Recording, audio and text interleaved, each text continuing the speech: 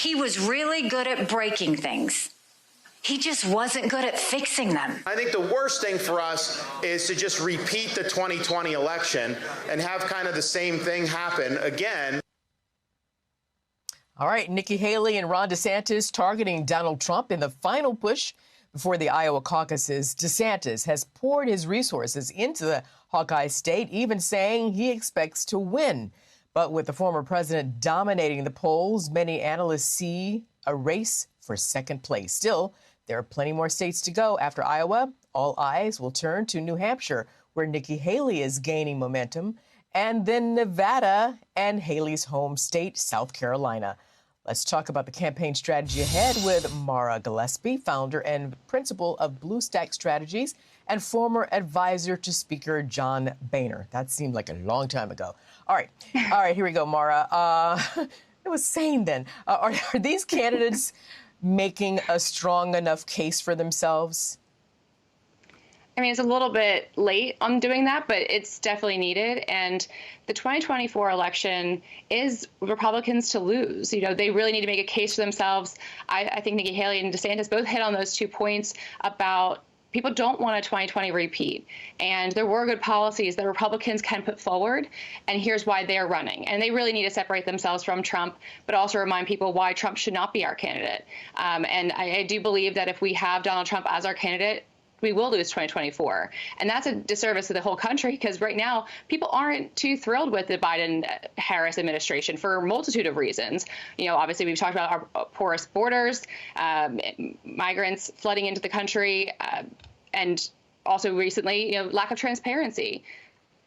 What happened with Secretary Austin. You know, these are concerns that people are going to have as they go to the ballot box. Okay, I'm not sure the situation with Secretary Austin is going to amount to much, but we'll see what's happening with that. But listen, I want to share right now with you and our viewers a Fox Business poll on the certainty of Trump supporters, okay? Certain to support, 83%.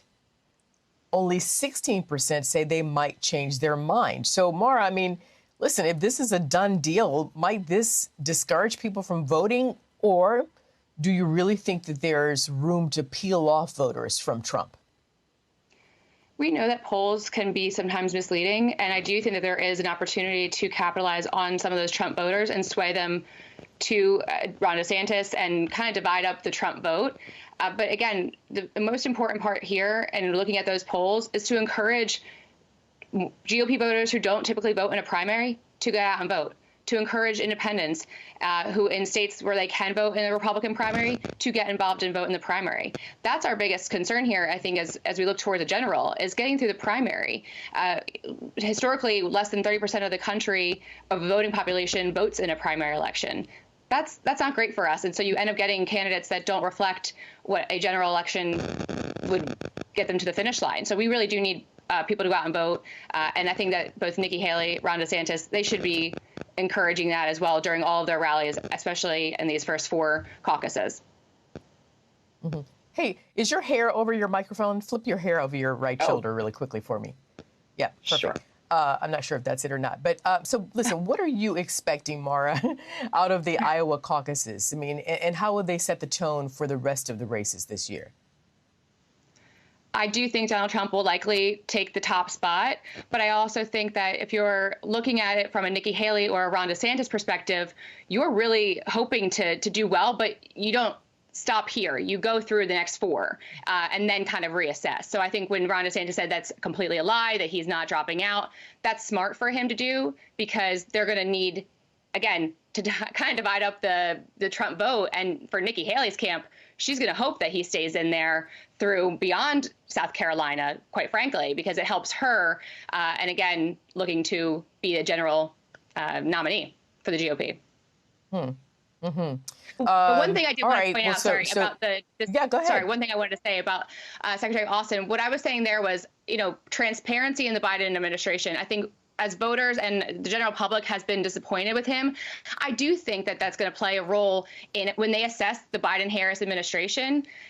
It's going to play into it. Obviously, I think the economy and safety and security border is a #1 issue that we're talking about. But the lack of transparency and maybe the arrogance of I'm no better than you that we've seen from the Biden administration, that could play into voters' minds. And I think it's certainly frustrating to witness.